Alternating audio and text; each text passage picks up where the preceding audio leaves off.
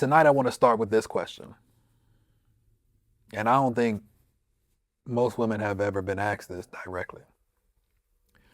When did softness start to feel dangerous? Now, but before we get into a debate, let me explain what I mean by softness.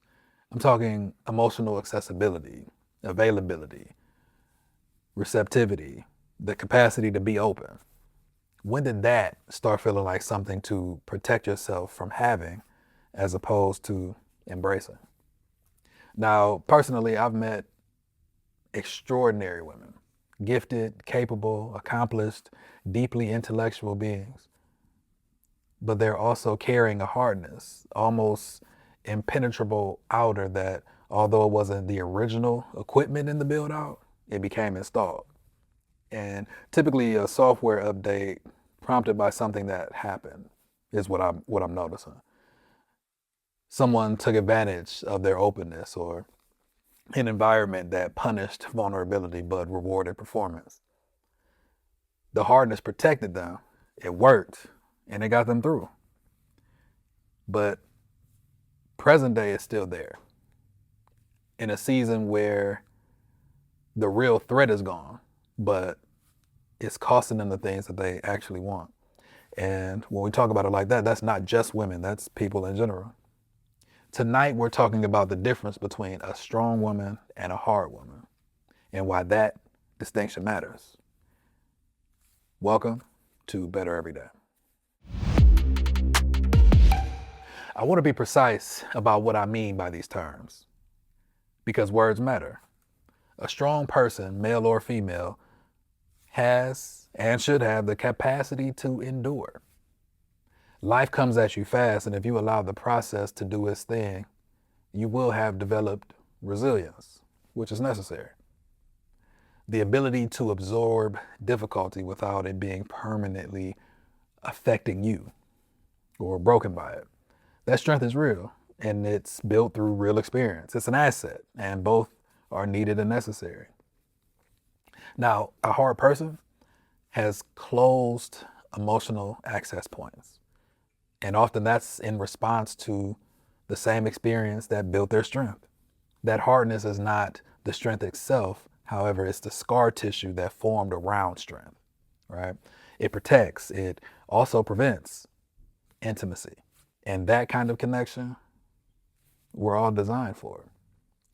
Now, these are the same things, and I'm focusing in a bit on one of the most damaging things that happened to many women is that they were told the same thing. Now, let me explain. That's just how strong women are. You don't need to be soft. Soft women get hurt.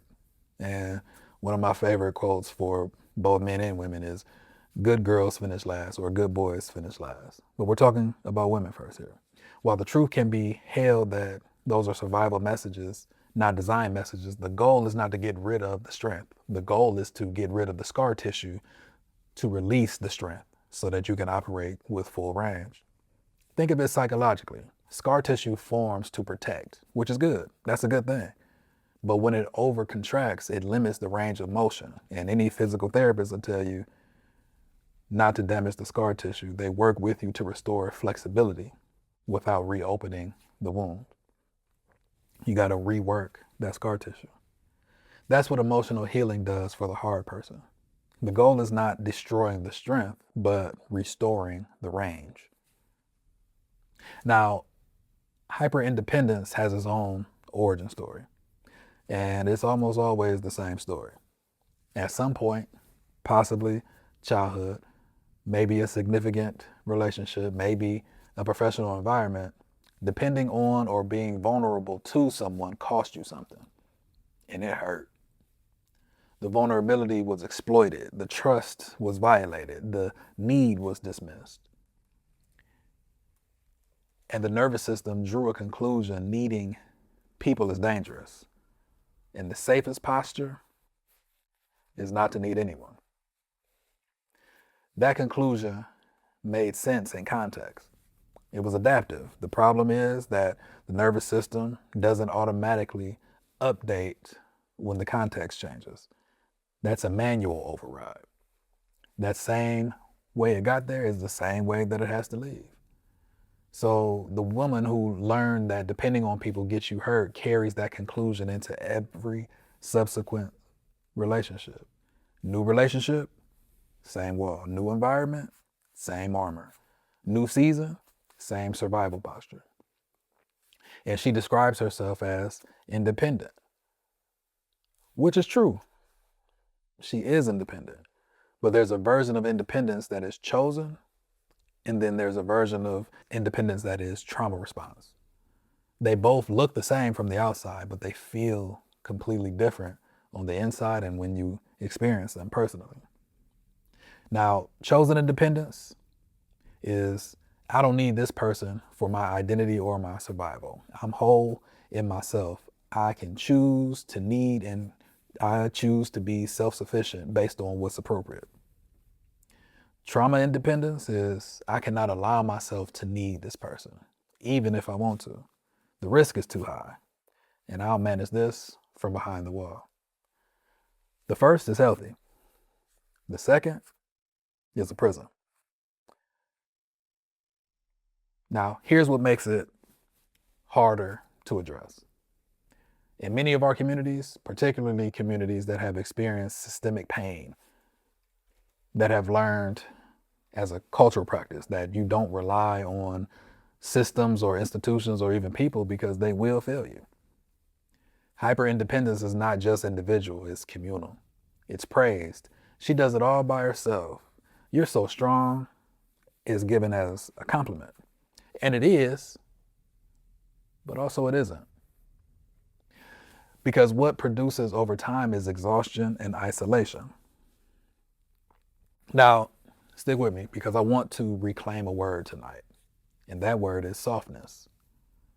You see, in most conversations I've been in and around, softness is often viewed as weakness, as naive, and as something that gets you hurt, as the state that you were in before the world taught you better. I want to offer a different definition. Softness is emotional accessibility. It is the capacity to receive care, love, input, correction without deflecting it. It's receptivity, it's warmth, it's the quality that makes people feel safe around you. Softness is not the absence of strength, but the absence of armor. Now, there's a significant difference between being soft and being a pushover. You see, a pushover has no standards. A soft woman has standards, and she's also accessible, warm, and genuinely present to the people who have earned her trust. Now, here's the thing, all right? Here's the thing. Every hard woman in this space, listen to me. The men who are drawn to hardness are not the men who will cherish you. Actually, let me say this to men and women. Those who are drawn to your hardness are not the people who cherish you. You see, a man who is drawn to a woman who needs nothing, feels nothing, and depends on nothing, that man is drawn to a relationship where he will never be required to show up at the level that love actually requires. He's drawn to a relationship where inadequacy will never be exposed. Both people are hiding. The man who can love you fully is the man who wants to access the real you. Not the performance, not the representative, not the armor, the actual person. And that person requires some softness in order to reach them. Just think about that for a second. Softness is a requirement for a relationship. Now, before you tune me out, here's what I'm not saying, okay? Here's what I'm not saying. I'm not saying you need to become vulnerable with everyone. Please do not think that I'm saying that. I'm not saying that you need to drop your standards or your boundaries. I'm not saying that the pain that you experienced wasn't real or even that the protection you built wasn't necessary. What I'm saying is that the goal of healing is not to go back to who you were before the wound. The goal is to become the person you were designed to be, who has processed what's happened, who carries wisdom from it and has reclaimed access to the parts of yourself that the wound temporarily closed. You can be strong and soft, this and that. You can have high standards and be emotionally accessible. You can be capable and allow yourself to be known. You can be self-sufficient and choose to need people in appropriate ways. These are not contradictions. They are integrations. Now, you see, the healing journey is not about trading strength for softness. It's about reclaiming range of motion. Full range is the sign of healing. In my coaching cohorts, I've often used this quote: a true sign of healing is being able to do it again like it never happened at all. Because a woman operating at full range, strong, soft, discerning, accessible, grounded, open, is not just better for herself, she's better for everyone that she loves, leads, and serves. Strong woman does not mean hard woman. The hardness was a response, and it was valid. It protected you. But you're allowed to put it down now. Not because you don't need protection, because the person that you're becoming doesn't have to choose between capability and callousness. Let's continue our conversation in the comments. Be sure to like, comment, share, and subscribe.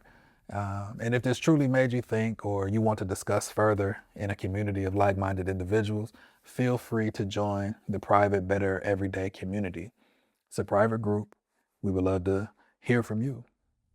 If this content has impacted you or added value to you in any way, and you desire to be generous, you can text KTM to 330-390-4471, and that will help us continue to produce high quality content and discussions like this one. Now, next week, what's going on, family? Listen, I'm dropping in really quick because I want to let you guys know about some things. Okay, first of all, we are getting ready to premiere the 4th episode of season 1 of Better Every Day. That's coming up this Wednesday at 7 p.m. Guys, first of all, thank you so very much for those who have been supporting and tapping into the Better Everyday content. We really appreciate you, and it's for you guys who are tapping in that we are doing what we are doing, trying to make a difference in the lives of as many people as we can to get better every day.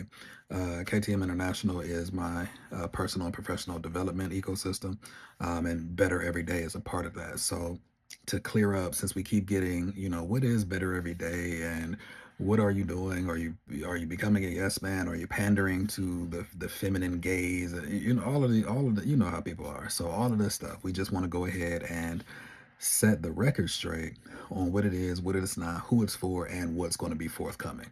All right, can I do that for you? Cool. So what Better Every Day is not, it is not a podcast. Better Every Day is not a podcast at all. Okay. And I strategically placed that hashtag there for a reason, because it is not a podcast. Say it with me. Better Every Day is not a podcast, right? So it's not a podcast, and that's not a knock against podcasts, but this is not a podcast. It may have a platform and style of a podcast, but Better Every Day is not a podcast. But what it is a platform for clarity, development, and growth for personal and professional development. Now, we're getting ready to, as you're watching this, season 4, I'm sorry, not season 4. Okay though, season 4.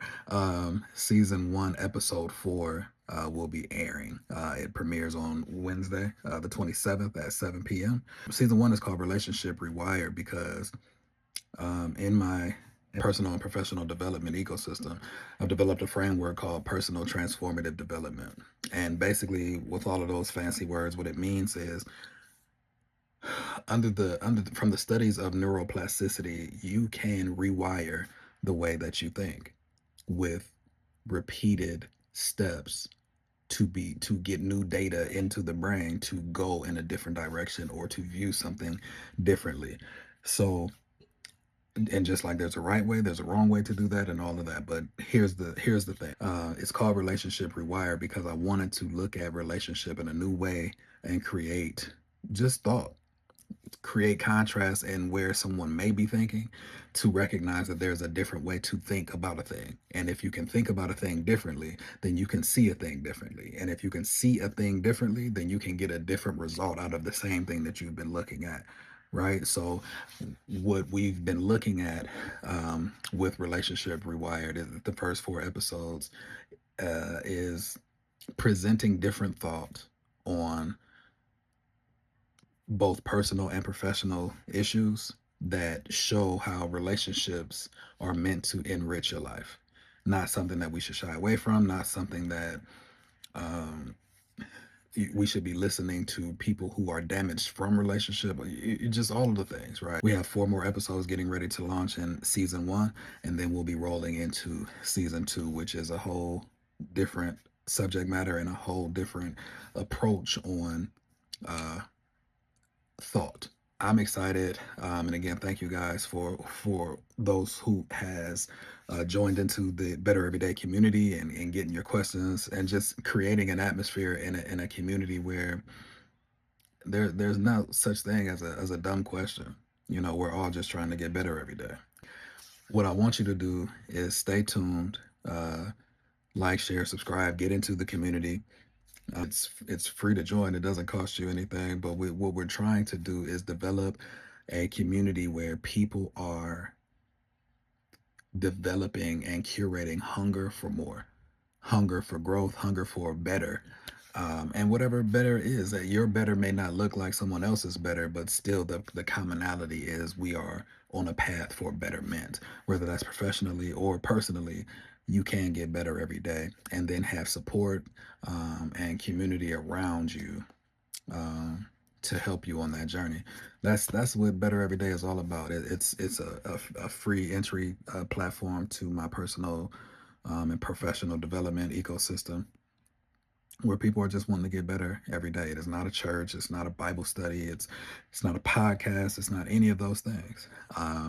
What it is a community of like-minded individuals who desire to get better every day, um, and that's where we are. All of our stories are different. All of the how we ended up here is different. Even some of the face may be different, but um, the commonality is wanting more out of your life, wanting more from your life, wanting more from yourself.